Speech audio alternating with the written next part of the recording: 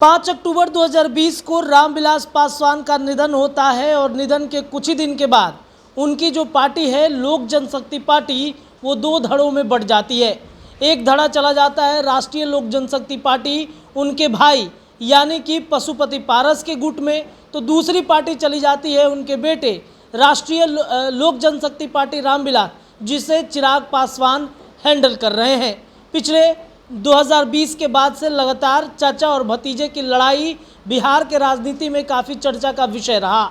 आपको बता दें कि हर मोमेंट पर भतीजे पर तरह तरह की टिप्पणी चाचा पशुपति पारस वहीं भतीजे चिराग पासवान के तरफ से लगातार की जा रही थी। लेकिन साल 2024 का चुनाव नज़दीक है और चुनाव नज़दीक आने के साथ ही चिराग पासवान को लेकर नरेंद्र मोदी ने बड़ा ऐलान किया और उन्हें एनडीए में वापस फिर से बुला लिया। तमाम अटकलों के बीच कल एनडीए की महत्वपूर्ण बैठक थी और इस बैठक में चिराग पासवान को यानी कि चिराग पासवान के जो राम हैं मोदी, उनको चिराग पासवान ने गले लगाया और गले लगाने के साथ ही बिहार के राजनीति और देश भर में इस बात की चर्चा होने लगी कि अब चिराग पासवान अपने राम के साथ एक बार फिर से आ चुके हैं। आपको बता दें कि जब बिहार में एनडीए से नीतीश कुमार का गठबंधन था तब चिराग पासवान एनडीए में बहुत ज़्यादा सक्रिय नहीं थे, लेकिन जैसे ही नीतीश कुमार एनडीए से अलग होते हैं तब नीतीश कुमार पर जमकर चिराग पासवान हमले भी करते हैं और एनडीए में वापसी की चर्चाएं चिराग पासवान की खूब चलने लगती है। लेकिन मुश्किलों का सामना तब करना पड़ता है जब चचा उनके सामने खड़े रहते हैं। चचा को लेकर के चिराग पासवान तरह तरह की टिप्पणी भी करते रहते हैं समय समय पर। लेकिन कल का जो दृश्य था जब नरेंद्र मोदी के सामने चिराग पासवान ने अपने चाचा पशुपति पारस को गले लगाया तो हर किसी की निगाहें चिराग पासवान और चाचा पर टिकी की टिकी रह गई। अब लोग इस बात का अंदाज़ा लगा रहे हैं कि चाचा और भतीजे की लड़ाई को देश के प्रधानमंत्री नरेंद्र मोदी ने ख़त्म कर दिया है।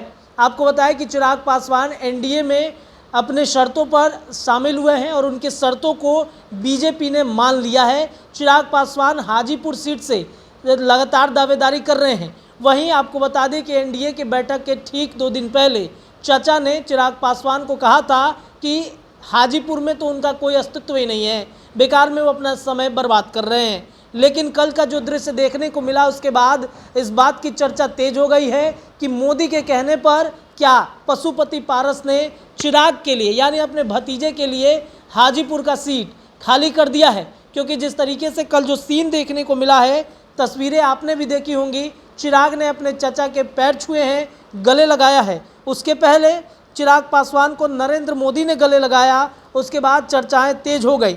आपको बता दें कि बेंगलुरु में कल विपक्षी ने बैठक कर अगले साल होने वाले लोकसभा चुनाव का एजेंडा तय किया, तो दूसरी तरफ 38 दलों के साथ एनडीए ने भी विपक्ष को टक्कर देने का संदेश दे दिया।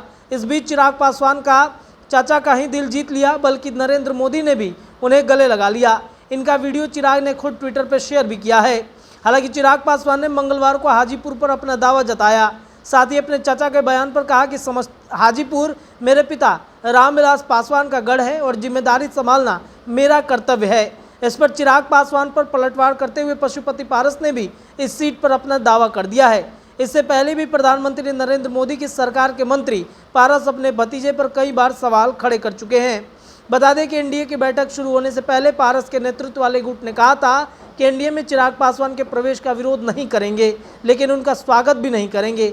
हालांकि पासवान ने सुलह पर जोर दिया। उन्होंने कहा कि वे दोनों अब एनडीए का हिस्सा हैं और उन्हें अब आगामी चुनाव जीतने पर ध्यान केंद्रित करनी चाहिए।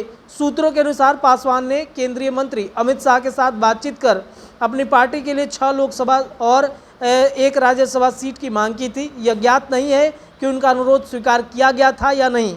वहीं मीडिया रिपोर्ट्स के मुताबिक अपने चाचा के साथ सुलह की संभावना के बारे में पूछे जाने पर चिराग पासवान ने कहा था कि पशुपति पारस उनके लिए पिता की तरह हैं, लेकिन उन्होंने पारस की टिप्पणियों का उल्लेख करते हुए कहा कि इससे मुझे दुख हो रहा है। अब जैसे ही चाचा को पैर छुआए चिराग पासवान ने, गले लगाया है, इसके संकेत मिल रहे हैं कि दोनों के बीच प्रधानमंत्री नरेंद्र मोदी ने एनडीए के बैठक में सुलह करा लिया है और चाचा जो हैं अपने भतीजे के लिए हाजीपुर का सीट भी छोड़ सकते हैं। बहरहाल इस खबर में इतना ही, देखते हैं क्या होता है। तमाम खबरें लगातार हम आपको अपडेट करते रहेंगे। बहुत बहुत धन्यवाद।